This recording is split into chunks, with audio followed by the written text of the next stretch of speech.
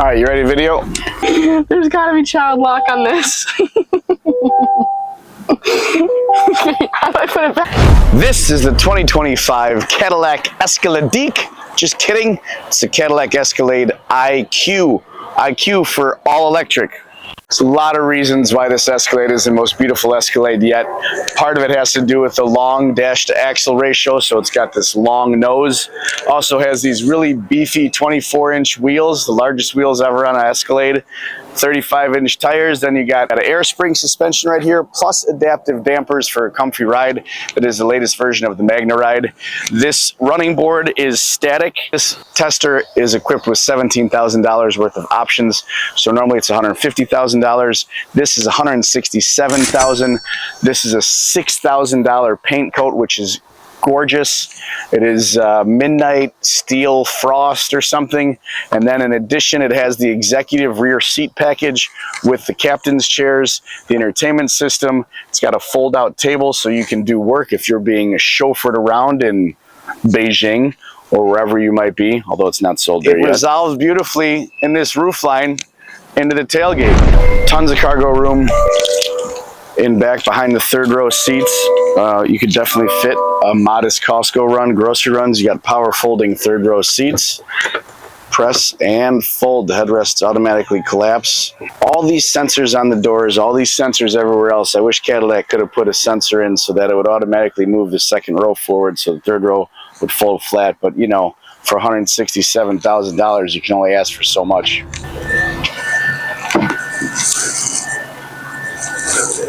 Hands-free doors. And then when I get in, it's all I have to do to close the door is either press the brake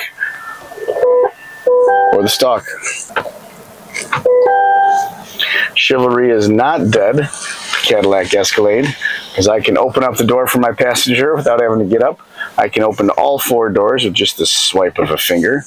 And then once my passenger gets in, they don't have to close the door. So all I have to do is a little swipey action.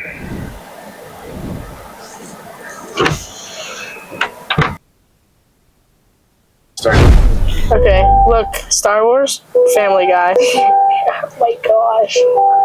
YouTube Kids who... There's a lot of screens back here, which is kind of cool. You can have total control of the air on both sides, so if you have an annoying brother on that side, you can make him really hot, and I can stay cold. These are portable phone chargers, which is really nice for a road trip. And then in here, there's a full table, like... I don't know how to get it out, but oh, there we go. Look at that. You could eat your sandwiches, your bacon, you know, while you're on the road trip. Wait.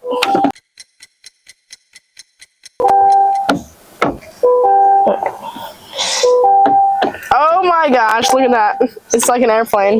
You can play the cup game. It's pretty cool. You could rest your head on it and take a nap. It's okay. Look, you can have bougie massaging seats. Colder butt, hot butt. Oh wait, more hot butt. Look, intensity up by 3 or 2. Need. I don't know what that means, but that's cool. Change the position of your seat based on the screen. That is so cool. How far does it go? Is this for your brother too? There's gotta be child lock on this. How do I put it back? Okay, ready for this? One button push. You just push that button down. Yeah, you have to hold it. And then, yeah, that's as far as it goes. And then you just like, hopefully you have littler children getting into the back seat, but you just can squeeze in. Like that. And then, to put it back, just a button. And honestly, it's pretty roomy back here. The sunroof doesn't go all the way back, which is a little bit upsetting. I wish it would have some justice for the third row kids, but this is fine. There's enough knee room. My knees are hitting the seat, but you can always move the seat forward with those cool buttons. There's 3 vents up here, which is actually really nice, and a USB-C charger. Like, this is a pretty bougie third row. Like, I've been in a lot of third rows, and they've not been as nice as this one, but I don't think that just is like that. See how long it takes to extract yourself from the third row. And again, this does have the executive seat package, so it'll probably be a little different in other Escalades. Skinny, think skinny.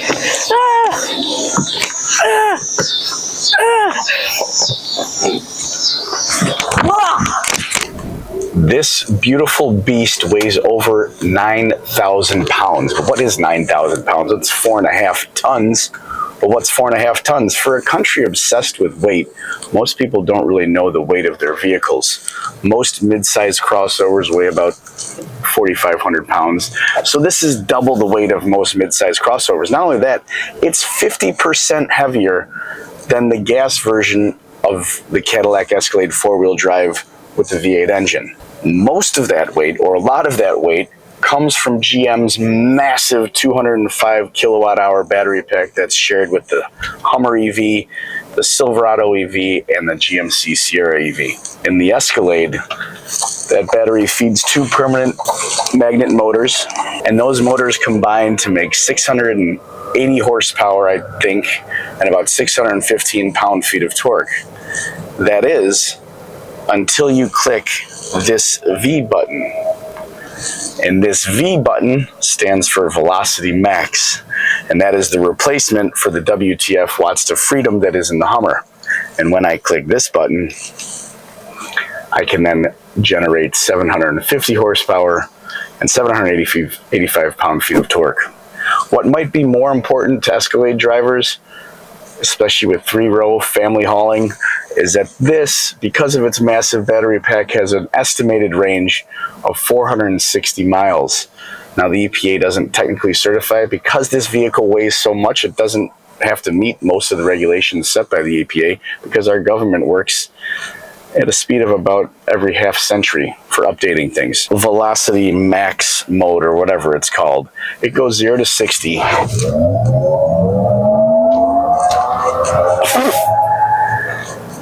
In 4.7 seconds. It's kind of nuts, especially because you can feel the front nose lift because it does have an air suspension. It also has GM's fantastic MagnaRide adaptive damping system. So even though it's fast, the suspension can change from being firm when you want it in a performance setting to being compliant so that it can soak up road bumps like this curb, train tracks, or any other road imperfections.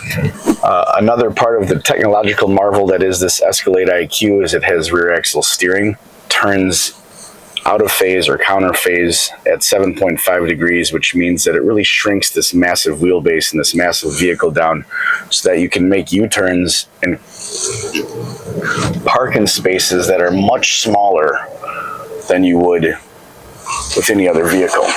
I mean, there's no way most crossover SUVs would have just made that turn.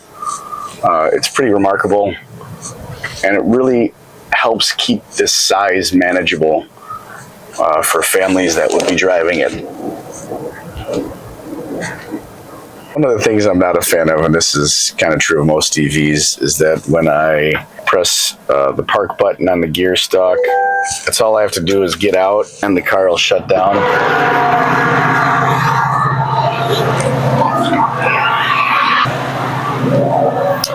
Okay, you can cut it.